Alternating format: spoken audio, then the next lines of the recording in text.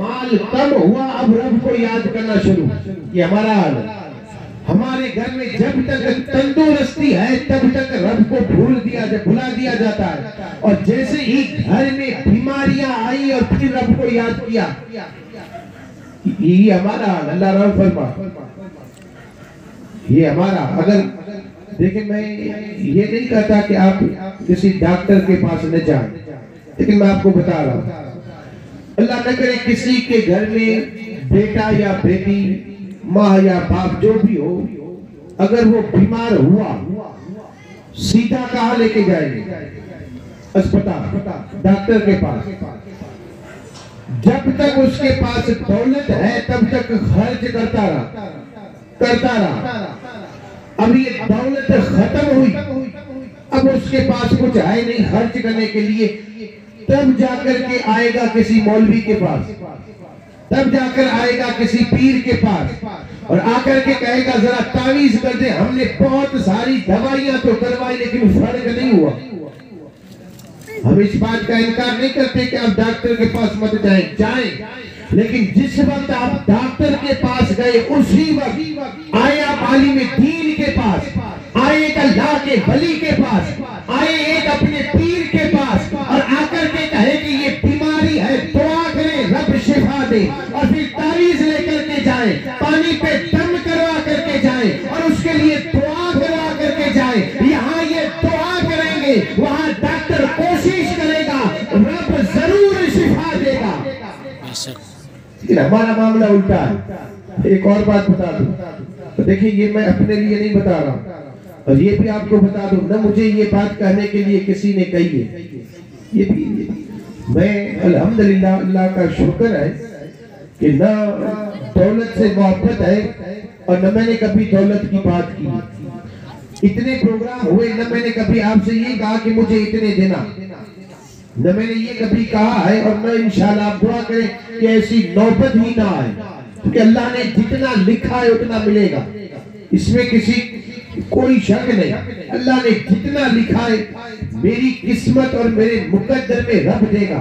लेकिन मैं यहाँ एक बात अर्ज कर रहा हूँ, मैं अपने लिए नहीं और न मैं किसी और के लिए, लेकिन इतना जरूर कहूंगा कि ये हमारी लापरवाही और ये हमारी जो है कमजोरियां, देखें कमजोरियां, कौम का इमाम का हाल क्या है और हमारा हाल क्या है, ये बात मैं आपको समझा रहा हूँ।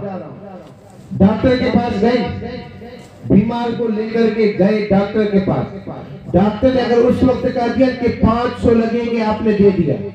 डॉक्टर अगर कहेगा 5000 देना होगा, लाख खर्च होगा, आप करेंगे वहां से लेकर के, उधार लेकर के, लोगों से मांग करके, लेकिन करेंगे।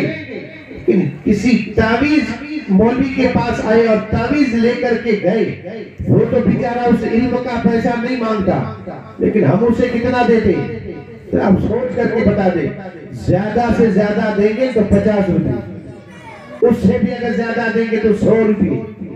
जरा सोचे तो सही, हम ये नहीं कहते कि वो इल्म को बेच रहे, वो तो बेचारा अपनी कोशिश कर रहा है, वो तो यही चाहता है कि इससे अल्लाह शिफा दे, और कुरान मजीद से बिल्कुल रब ने शिफा रखी है। मोमिनों के लिए तो शिफा है कुरान मजीद में, और हाल ये है मोमिन का, ये तो कुरान मजीद अल्लाह की किताब है, बेशक शिफा है, लेकिन मोमिन का अगर कुर्ता ये जिस्म से टच हो अगर मोमिन, और अगर बीमार आदमी के लिए उसके कुर्ते को पानी में डुबा दिया जाए और वो कुर्ते वाला पानी उसको पिला दिया जाए, अल्लाह उसे शिफा देगा। शर्त है मोमिन। एक कौम है ये महाजन, पहले जो दिन पहले, आप तो अपने आप को बड़े समझते हैं, लेकिन पहले जो दिन पहले उनका ये दस्तूर था, तारीख पढ़ लें, उनके घर में किसी भी औरत के घर कोई बच्चा या बच्ची पैदा होने का वक्त आता, वो पानी का गिलास लेकर के दौड़ते मुस्तफा के गुलामों के पास और ये कहते खुदा के वास्ते जरा अपना ये आंचल जो है इस पानी में डुबो दो और डुबा करके हमें दे दो। और फिर ये गुलाम पूछते थे जरा बताओ तो सही इस पानी का करोगे क्या, तो वो जवाब में देते थे कि हमारी बेटी या बहू वो जो पेट से है और अल्लाह ये उसे एक बेटा या बेटी देगा तो उस वक्त उसे तकलीफ ज्यादा न हो तो हम ये पानी उसे पिला देंगे तो उसे दर्द से खत्म हो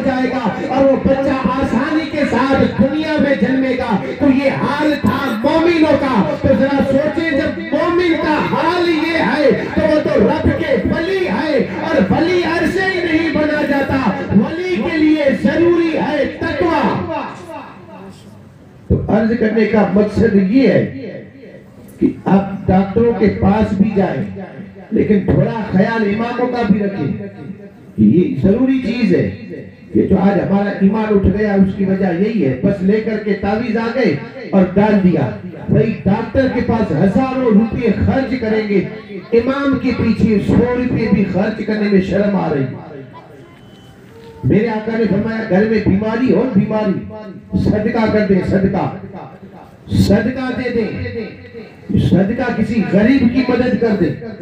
मैं सिर्फ मौलवी की बात नहीं कर रहा हूँ, गरीब को भी दे दे, गरीब को दे दे। रब बीमारी घर बना दे, किसी को रहने के लिए अगर घर नहीं है तो बना दे, किसी के पास खाने के लिए नहीं है तो राशन दे दे, किसी के पास पहनने के लिए नहीं है तो कपड़ा दे दे। अगर सब है बराबर फिर भी अल्लाह की राह में खर्च करना है तो रब का ये दर खुला है। आप हर जुमा के दिन कम से कम 20 रुपये जरूर खर्च करें, 20 रुपये ज्यादा नहीं। जुमा हफ्ते में एक बार आता है और उसमें भी हम कितने डालते हैं? मैंने तो नहीं देखा, लेकिन अंदाजा तो यही कहता है कि उसमें आवाज ही आएगी, सिक्कों की आवाज आएगी, नोट नहीं, सिक्के। नोट भी होगी तो 5 या 10 की। मैं तो सिर्फ छोटी रकम बता रहा हूँ, 20 रुपये ही सही। मांगते हो उस वक्त कहाँ जाते हो? अल्लाह से जब मांगते हो, या अल्लाह करोड़पति बना दे, तब तो करोड़ मांग रहे हो। और जैसे अल्लाह ने दिया, अब अल्लाह की राह में खर्च करने की बात आई है तो रुपये पे अटका हुआ, मांग रहा है करोड़ और दे रहा है 1 रुपया। सोच तो सही, जितना मांगता है उतना खर्च भी कर। अपने लिए मत मांग, मांग अपने भाई के लिए। और अल्लाह ने दौलत दी है तो सिर्फ अपने लिए जमा मत कर, अपने भाई की मदद कर दे। गरीब है तो उसके घर में जाकर के दिया, तब जाकर के घर में बरकतें होंगी। फिर अर्ज कर रहा था, तकवा, मोमिन और मुत्तकी। तकवा वाला जो होता है, तकवा वाला परहेजगार, उसका मकाम और उसकी शान क्या होती है? हजरत यूनुस अलैहिस्सलाम मछली के पेट में थे, 40 दिनों के बाद मछली के पेट से बाहर निकले। और जैसे ही बाहर आए, आपने हजरत जिब्रील अलैहिस्सलाम को एक बार अपने दरबार में देखा। आपने कहा, जिब्रील मुझे उस आदमी से बुला जो मुत्तकी हो, तकवा वाला हो। मैंने जो बात कही कि सिर्फ नमाज पढ़ना, इसी का नाम तकवा नहीं है। अल्लाह की हर रजा पे राजी होने का नाम भी तकवा है। कहा, ऐ जिब्राइल जरा मुझे ले जा उस आदमी के पास जो सबसे ज्यादा तकवे वाला हो, अल्लाह से डरने वाला हो।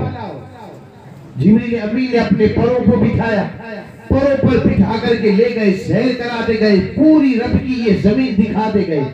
दिखाते दिखाते एक जंगल में पहुंचे। जिब्रील अमीन ने एक दरख्त दिखाया। कहा, वो दरख्त देख रहे हो? कहा, हाँ। कहा, उसके नीचे वो जो आदमी बैठा है वो दिखाई दे रहा है? कहा, हाँ। कहा, चलो आगे। आगे बढ़े। हजरत यूनुस और हजरत जिब्राइल दोनों आगे बढ़े। हजरत यूनुस ने देखा उस आदमी के दोनों पांव कटे हुए। मोमिन के साथ साथ मुत्तकी भी होगा, परहेजगार। ये है वली की पहचान, और ये कुरान मजीद बता रहा। वली की पहचान ये है कि मोमिन हो, और मोमिन के साथ साथ तकवे वाला हो। तकवा अगर समझ में ना आए तो अल्लाह से डरने वाला, अल्लाह से, और मोमिन मुस्तफा से मोहब्बत करने वाला। ये दो चीजें हैं, मोमिन और तकवा। ये दोनों चीजें जो है, तकवा कहते हैं रब से डरना। बैठा है तब भी अल्लाह का खौफ, सोया है अल्लाह का खौफ, खा रहा है अल्लाह का खौफ। ये सारी चीजें तकवा के अंदर। सिर्फ 5 गाना नमाज पढ़ करके हम फारिग हो जाते हैं, इसी का नाम तकवा नहीं है। तहज्जुद के पाबंद, सुन्नत नवाफिल वक्त पे अदा करना, सुन्नत गैर मुअक्कदा भी न छोड़ना, ये है वली, तकवा। तकवा इसे ही कहा जाता है कि हर नबी की छोटी भी सुन्नत हो, ये तो मैं समझाने के लिए बता रहा हूँ, वरना नबी की कोई सुन्नत छोटी नहीं है। हुजूर की कोई भी सुन्नत छोटी, मिसवाक करना क्या है, सुन्नत है। आज हम इसको छोटी समझ करके छोड़ देते, लेकिन मिसवाक करना, अल्लाह का वली मिसवाक भी करेगा। समझाने के लिए बोल रहा हूं, छोटी सी सुन्नत भी होगी, रब का वली अल्लाह का दोस्त उस पे अमल जरूर करेगा। अल्लाह वाले उस पे तो हुजूर का गुलाम और दिल के अंदर अल्लाह का खौफ खुदा और इश्क मुस्तफा, ये दोनों चीज है तो वो मोमिन भी है, मुत्तकी भी है, परहेजगार, तकवा वाला। और तकवा वाला जो होता है, अल्लाह रहम फरमाया, मैंने कहा आज हम तो 5 वक्त की नमाज पढ़ के ये समझते कि हम तकवा वाले, सिर्फ इसी का नाम तकवा नहीं। तकवा कहते हैं अल्लाह की रिजा पे राजी होना, अल्लाह जो चाहता है वही होता है। हमारे साथ जो भी हो उस पे राजी होना, अच्छा हो तब भी राजी, हमारे साथ अगर बुरा भी हो तब भी राजी के क्यों, जो कुछ भी हो रहा है वो अल्लाह की मर्जी से। हमारे घर में अगर रब ने बरकत रखी है तो माल में बढ़ोतरी होगी, ज्यादा होगा, और अल्लाह ने अगर हमारे लिए नुकसान लिख दिया है तो माल कम होगा। हमारा हाल क्या होता है, माल जब ज्यादा आता है तब नहीं। ये आप लोगों का तजुर्बा है कि आप लोगों इससे वाकफियत रखते हैं कि अगर अब्दुल बापू आपको ये कहा कि ये होगा तो मानोगे, और यही होता है, यही होता है। और ये वलियों की जुबान वली की है, लेकिन उसमें ताकत अल्लाह की होती है, ये वलियों की शान है। गरीब नवाज ने कहा बेटा ये पानी उन चरागों में डाल दे, लेकिन किसी ने ये नहीं कहा था कि ये तो पानी है, पानी कैसे जलेगा। ईमान वाले थे, यकीन वाले थे, उनका यकीन पुख्ता था, मजबूत था, उन्होंने पानी को उठाया, चरागों में भर दिया, नमाज से फारिग हुए। गरीब नवाज ने हुक्म दिया, कहा बेटा अब चरागों को जलाओ, देखते हैं कि हमारी नगरी में कैसे अंधेरा होता है और उस राजा की नगरी में कैसा उजाला होता है। कसम खुदा की उन मुरीदों ने चराग जलाया है तो ख्वाजा की नगरी में उजाला नजर आया, और अल्लाह ने उस पानी को तेल बना दिया था, और राजा की नगरी में जो चरागों में तेल था रब ने उसे पानी बना दिया था। और हुआ ये, राजा की नगरी में अंधेरा था और मेरे ख्वाजा की नगरी में उजाला नजर आया। और ये उजाला आज भी नजर आ रहा है। आज भी देखिए, अपने हो या पराए, गुलाम हो या दुश्मन, आज भी आ रहे, मजबूर ही सही लेकिन आ रहे, चादर चढ़ाने आज भी आ रहे, मजबूरी में आ रहे, कुर्सी के लिए आ रहे हैं, लेकिन आ रहे हैं। वो भी जानते हैं कि अगर हिंदुस्तान का राजा बनना है, हिंदुस्तान की कुर्सी पे बैठना है, तो सबसे पहले हिंदुस्तान के राजा गरीब नवाज के दरबार में हाजिर होना पड़ेगा, और उसकी नजर जिस पे हो तो फिर वही हिंदुस्तान का राजा बनेगा। जब तक ख्वाजा की मर्जी है वो राजा बनते रहेंगे, लेकिन जिस दिन ख्वाजा ने हटा दिया तो फिर कोई पूछने वाला नहीं रहेगा। ये भी आप ध्यान में रख ले। तो मेरे ख्वाजा गरीब नवाज खुद भी बेखौफ, और जो उनके साथ थे वो भी, न उन पर कोई गम है न कोई खौफ। यही अल्लाह ने उनकी शान बताई। ये शान है उनकी कि उन पर न कोई खौफ होता है न वो गमगीन होते, गमज़दा भी नहीं होते। खौफ ये है अल्लाह के वलियों की शान, तो अल्लाह ने बयान फरमाई कि अला इन्ना औलिया अल्लाह ला खौफुन अलैहिम वला हुम यहज़नून, न उन पर गम है न खौफ। और ये शान बयान करने के बाद रब ने उन वलियों की पहचान बता दी, अल्लज़ीना आमनू व कानू यत्तकून। ये उनकी शान पहचान है। पहचान ये है कि हाथ भी देगा, पांव भी देगा, आंखों में रोशनी भी देगा, मांग ये आमीन कहेंगे। उस वक्त उस बंदे ने क्या कहा पता है?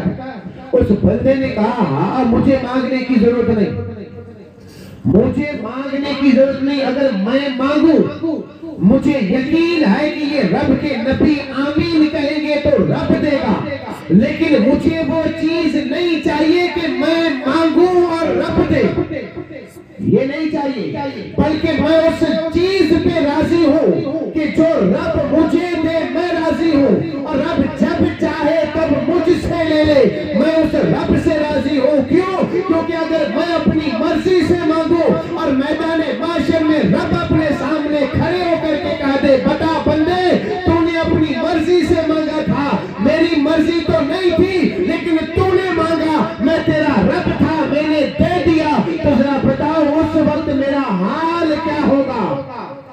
इसी का नाम है खौफे खुदा, इसी का नाम है तकवा, इसी का नाम है अल्लाह का डर, कि हर वक्त बंदा इसी खौफ में जिंदगी बसर करे कि मैदान माशर में अगर रब ने मुझसे पूछ लिया कि बता बंदे तूने जो मांगा था और मैंने दिया था कहां सर्फ किया, कहां खर्च किया, कहां इस्तेमाल किया, तो उस वक्त क्या जवाब देंगे?